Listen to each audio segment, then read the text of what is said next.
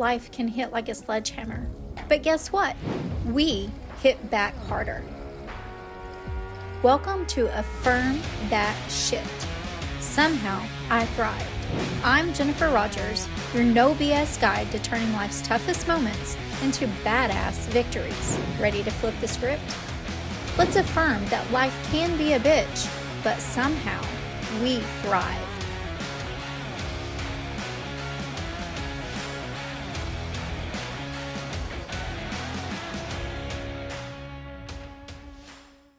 Welcome to today's episode of Affirm That Sh. Somehow I Thrived. Today we have an extraordinary guest, Tony Lynch.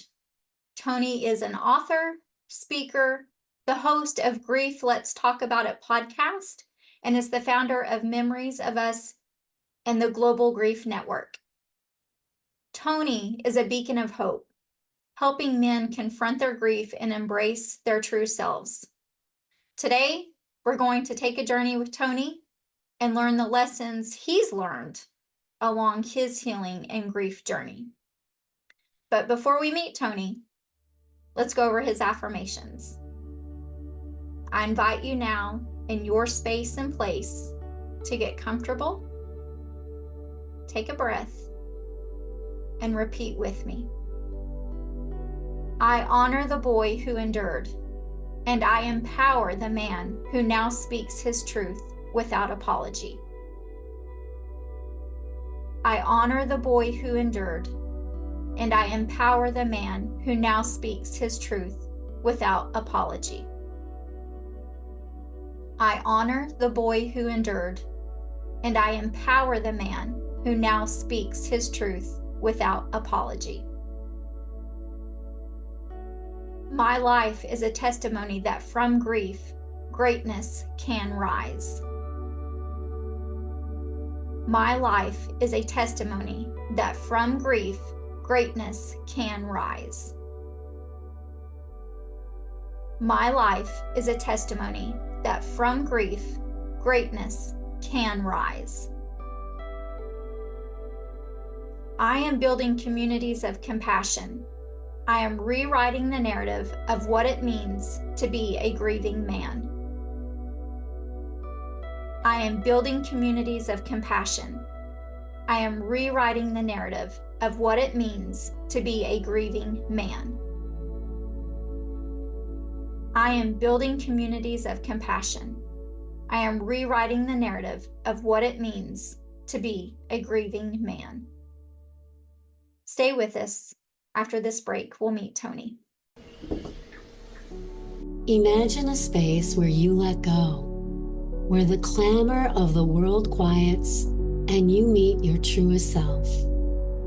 At Yukio, through sound vibrations, Reiki, and the wisdom of tarot, we help you release what no longer serves you, align with your energy, and renew your spirit. Begin your journey back to yourself today.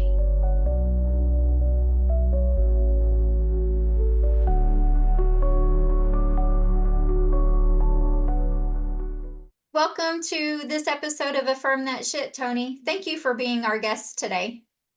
Thank you for having me here. I've been looking forward to this. Thank you. No, you are welcome. I've been looking forward to meeting you too. So if you're ready, I'd like to dive right in and see where you've been, my friend. Yeah, let's rock and roll. Let's go. So Tony, I'd like you to take us back to those early experiences of trauma and share how they've shaped your identity and ultimately have led you to the powerful work you're doing today. Yeah, most definitely. Well, be prepared. It's going to be a little bit of a long one. So after work and healing and things like that, I realized that my trauma actually started when I was 6 years old. I was molested twice by my neighbor's son. And that's where everything started. It changed my life. It changed the way I saw people. It changed how I interacted with life, right? Because after something like that, and you realize, after you try to tell people and no one's going to come in and help you, you realize that you're in here by yourself. So at the age of 6 years old, I had to learn how to protect myself, and I did. And I realized at that moment that this was the world that I lived in. People were capable of doing really bad things to you. And so when I realized that, I said, in order for me to survive in this world, I'm going to have to learn from the people that are out here doing bad things.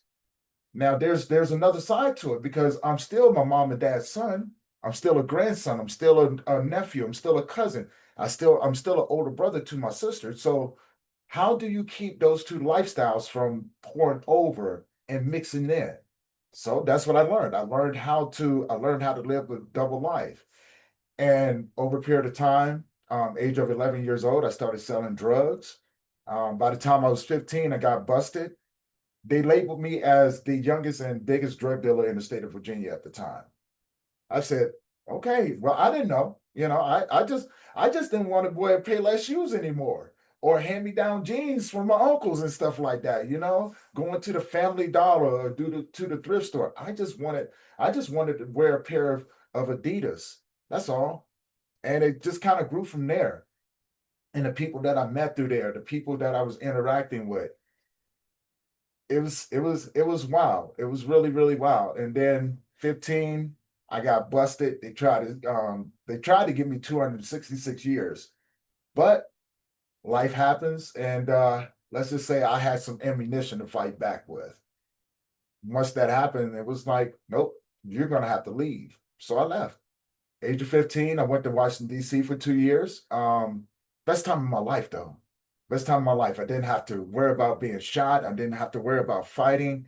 So I started teaching karate, taekwondo. I started taking kung fu. I started boxing. I found my love of bodybuilding there.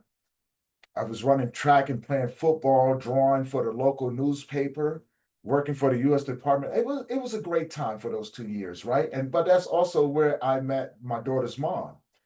And so in 1992, when I finished up there, we moved to Colorado, and I thought life was going to be good. I was very wrong. 6 months after that, I had an incident where I had to make a choice, either to keep my family around me or to tell them to get away from me. So I did what was right and I told them to get away from me. And I was right. My life went downhill. I got back into the gangs, right? And I was deeper than anything that you can ever imagine. I was the poster child for a gangbanger, right? Long hair, carrying guns, and tattoos all up, chip on my shoulder. Just did not care about nothing, right? Because I was mad. I had to walk away from my family. So, but if this is the life that I'm going to live, I might as well embrace it and do it to the fullest. Because the reality of it is, there's no way out for me. This is what I'm going to die doing. So, you're going to have to accept that reality. And it really changes your perspective when you start seeing all your friends die, you know? And so you keep that in, kind of navigate the world a little bit, do what you need to do. In 1994, I went to prison for 5 years. So from 1994 to 1999, I was in prison. I spent 2 of those 5 years in solitary confinement. So imagine that life going from being on the streets to being incarcerated. That's a whole different environment as well, right? And there's a lot of things that happen inside of there that, yeah, that if you're not equipped, it's going to kill you. So you learn how to navigate that. It's gonna, well, more than kill you, it's gonna eat you alive. You're gonna do it Right. yourself. Well, it changes your perspective of things when you've been incarcerated, and especially, being in solitary confinement. You're just stuck there with your own mind, your own thoughts. But that was the first time in my life that I actually, being alone with my thoughts, helped me have a conversation with God, right? And I didn't realize it. I didn't realize it at that moment that that conversation was going to be one of many throughout my life, right? And so when I was released in 1999, I did what came naturally. I went back to the streets, right? Because I'm protected. I can hustle. I can do whatever I need to do. I'm familiar with it. It's a safe space for me. even though it may not be a safe space for most people. I knew how to navigate it. Tony, I want to ask you right here, because you said I just went right back to what I knew. Hmm. Were you hearing God talk to you during that time? I did, but I blocked him out. My motto was, I'll deal with you when I get there. But until that time, don't bother me. Don't come into my world, right? Because you're going to judge me from what I do. So you stay out of my world, I stay out of yours. That's pretty much what it was once I got out, right? And it's only because of distraction. When you live with your head on a swivel, because the people that are around you are either your friends or your foes. And here's the reality: your friends become foes too, right? And I say that to say this because not only once, but twice did the people that I was around when I was gang banging try to get the first time they set me up to get me killed. The second time they tried to do it themselves.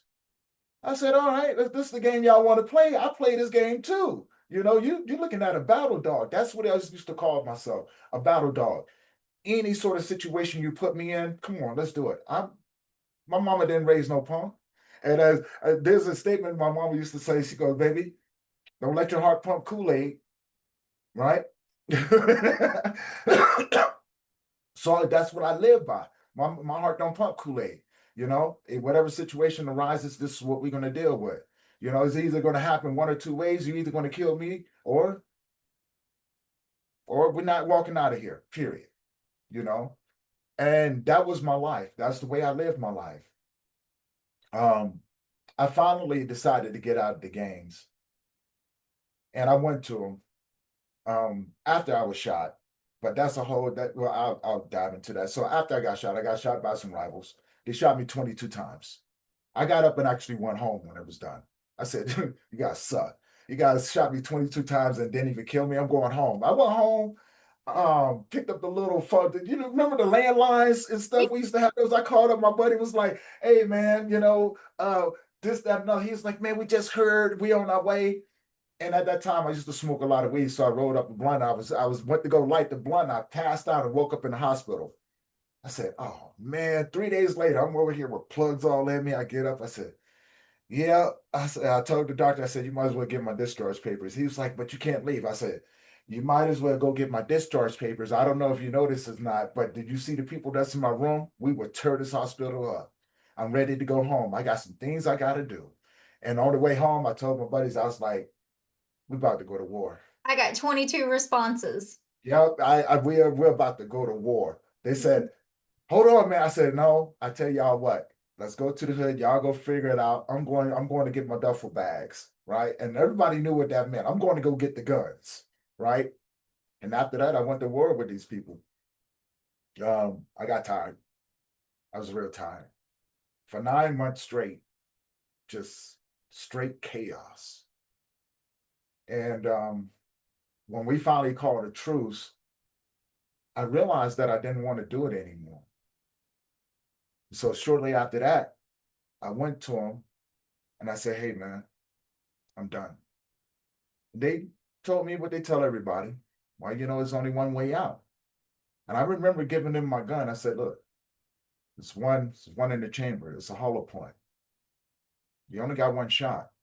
So if you're going to kill me, kill me. Because if not, I'm coming back and no one's going to be safe. So do what you need to do and let's be done with this."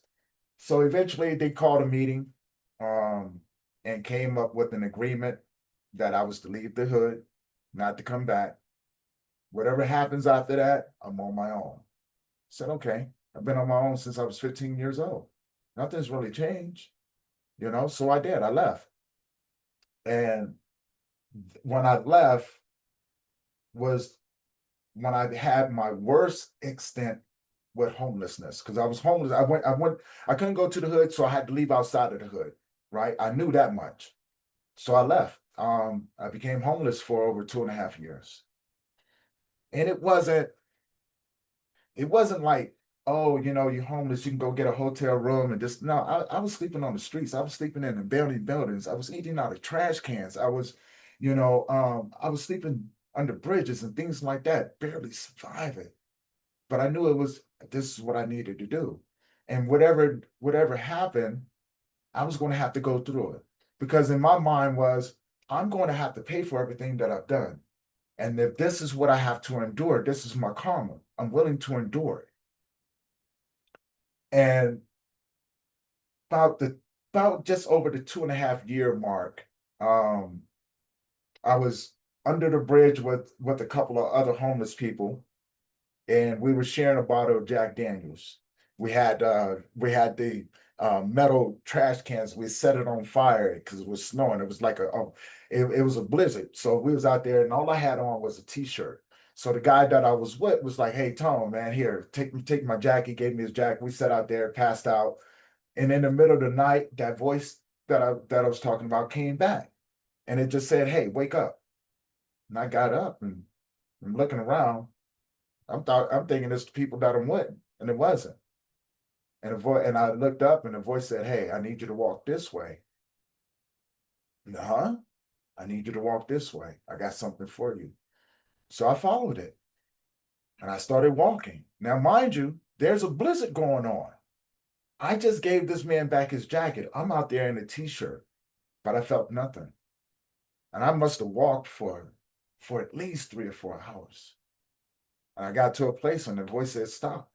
And I looked around, I realized, I was looking at where I was at, and I went, wow, there's a Safeway over here, hotels over here, a few buildings over here. So I walked over to the Safeway because I didn't know where I was at. And this is where everything started changing. I started seeing people going into this building. And I thought to myself, I hadn't eaten in about 3 or 4 days. These people are homeless. This building that they're going to, or is it like a little soup kitchen? Maybe I can go grab something to eat before I start on my journey again. And I went there, and it was a day labor place, right? One of those places that you go and you work the day, get paid the day. So I took a chance, went in there. They sent me out on a job. I made $48, which was more than I had. I mean, I went from making millions to having nothing, just like that, you know? And so to have $48 when you don't have nothing, it's a lot. So I devised a plan. I said, there's hotels over here. Let me go over and talk to them, see how much a room is going to cost me. Right. So I walked over, I talked to the lady. She told me how much it was. I said, well, I got $48. Let me ask how much it's going to be for a week. So she told me. I said, okay. So I decided. I said, well, I'm already homeless. It's nothing for me to be on the streets for a couple more weeks. Save up some money, right? So I took the $8 out of the 40 and went got me a lemon pepper rotisserie chicken, a bag of chips, and a 1 liter Pepsi. And I sat out there and I was eating that, and You say, and I how started. good did that taste? Oh, I Because tell it you what. wasn't, it was about you worked for that $48. Yeah, yeah. But most importantly, like when you haven't eaten anything, right? Everything tastes good. So good. Literally, It's not everything out of the tastes trash good. can. This is fresh. This is hot. This is Yeah, mine. it is mine, right? And so I started looking at the homeless people because when you're around in different areas, look at and see where the homeless people go, right? And you do what you can, you do what you need to do in order to keep yourself safe, to protect yourself. So I started watching them. I was like, oh, they all sleeping up over here. Okay, there's a little spot over here that don't nobody go to. I can kind of slide into the bushes over here and sleep under those. So that's what I did. And when after 2 weeks, I saved up enough money, I finally went back to the hotel room and I paid for a week of that hotel, right? And I had a little extra money in my pocket, and I walk into this room. I'm like, there's a bed, there's a tub, there's a TV in here. Oh man. And I'm looking at the bed, I'm looking at the clothes that I got on. I'm going, I'm not about to jump in that bed with these on. So I took about $60 and I went to Walmart. Right, I jumped on the bus and went to Walmart because Walmart was the place to be at the time. Right, I couldn't go to the stores I normally go, but Walmart was cheap. $60 can get you a lot. So You I didn't care went there about and the I got. Adidas brand anymore, did you? Right, I didn't care nothing about any of that. It was just like, wow, appreciate what you have. Yes. Just appreciate what you have. And so I got me a couple jeans, socks, underwear, some hygiene products. At that time, I had real long hair, so I had hair products and stuff like that. And I went back and I remember the first thing I did, I ended up taking the body wash and I put it and I was running the bath water because I was like, I'm just gonna take a bath, right? So I ran a bubble bath, I jumped in it, and I tell you what, the water must have been mad at me because once the water got to a certain point, the water jumped out. Was like, you need to get your little dirty self on out of here, right? And I get up, I'm like, get back in there. And I looked at the water. I was like, why do the water look like mud? So I had to run a whole other tub of water with it in there until it became clean. And I got out, man, and these clothes that I had on, they're just standing up by themselves, like, we over here. I'm like, no, y'all need to go. Y'all need to go, right? And so I got myself together. I went and laid down in this bed and ordered me a pizza, and that felt so good. And I turned on a little TV, finally went to sleep. And it was the first time in over 26 years I actually slept. It wasn't much, but it was the first time I didn't have to worry about anybody kicking in my door and trying to kill me. And I was like, man, this is peaceful. And that was the first time I had my first taste of peace. Right. And I loved it. And so I worked a job and I stayed in a hotel for a while. And then one day, I got lucky and I landed a job that was paying me $119 a day instead of 48.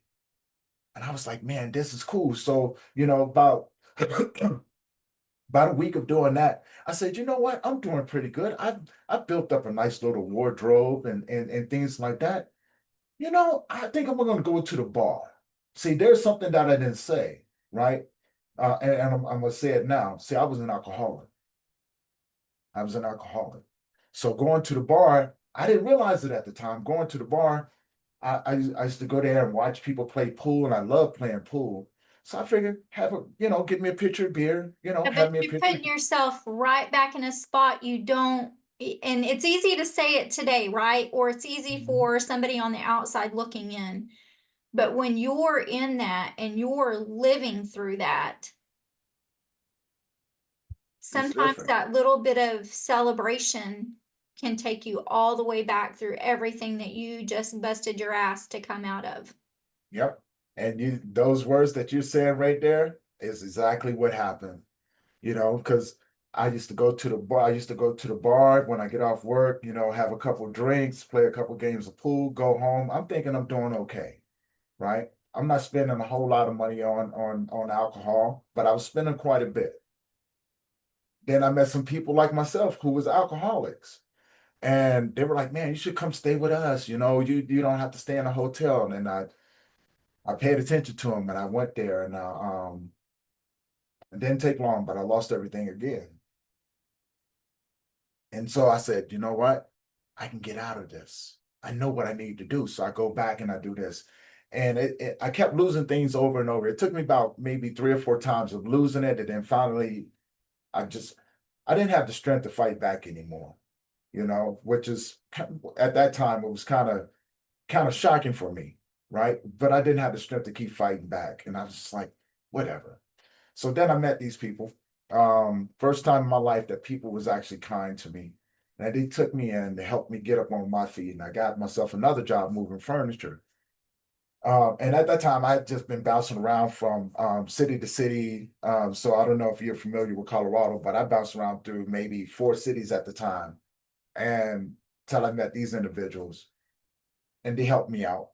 And got my life got better. It got better, right? And then it got bad again. Got really bad again because I got out on my own. I knew how to to survive, bouncing around from hotel to hotel.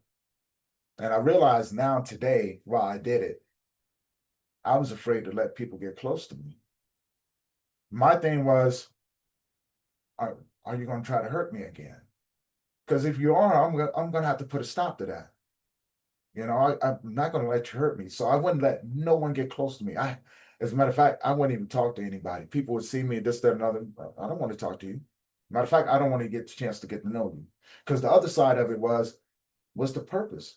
You're just going to leave me anyway. I'm better off on my own. And so that's the way I moved in life after that. And it took me so many different places, so many different places. And I ended up, when I finally did come to a little bit short of a stop, I was in the mountains. I was in Evergreen. And this was 2000, this was 2001 when I was in Evergreen, a mountain town. So I ended up there. I ended up meeting another guy, and he liked to smoke weed too, but he also sold weed. And I was like, I'm a bit of a hustler.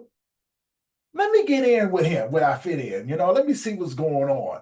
So after a while, I realized what he was doing, and I was like, I want in on that. Like I'm pretty good hustler, right? And so got in on that. Um, and what I didn't realize is that he was setting me up, and he got me. We took a trip out to Arizona. The first trip went good. We did the first trip, came back, made a lot of money. We did the second trip, went out there, and I got pulled over for doing 2 miles over the speed limit coming out through Flagstaff. And when I pulled over onto Indian reservation. And I didn't even know anything was in the car at the time because I was told something totally different than what actually happened. So they searched the vehicle. They find 114 pounds of marijuana in there. I'm the driver, so I'm responsible. So while they're doing that, I'm looking at the guy that I'm with, and I look at him. I say, I hope you're taking the rap for this. That man looked at me and turned down, and at that moment, I realized he set me up.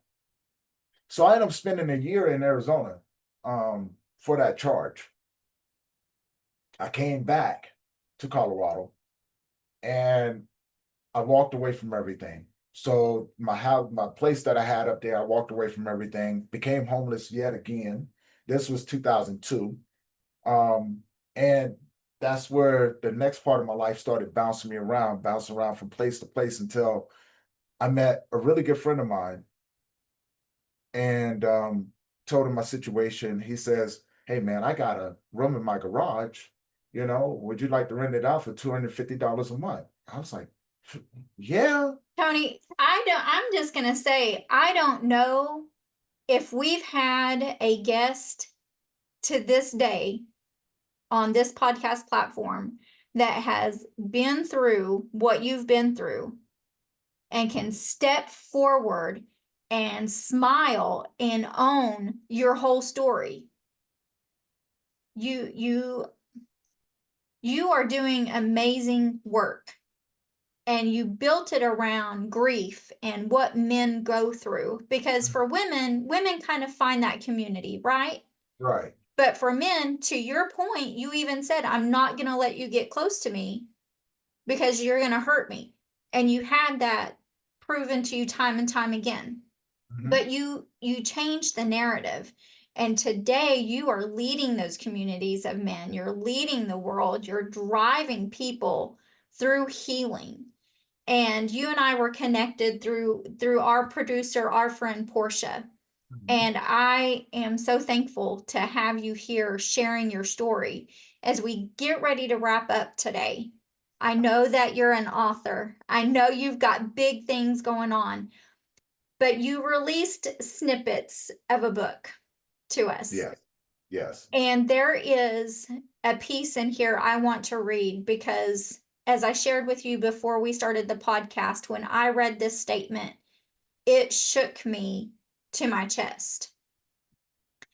And this statement is, the apartment was heavy with ghosts, not the kind that rattle chains or slam doors, the quiet ones, the kind that whisper to little girls in their sleep, the kind that live in bruises nobody asks about. If there could be a picture of what so many of us have gone through, and we don't know how to say it. We don't know how to share it. Brother, I'm telling you, you hit it with that little statement right there in your story.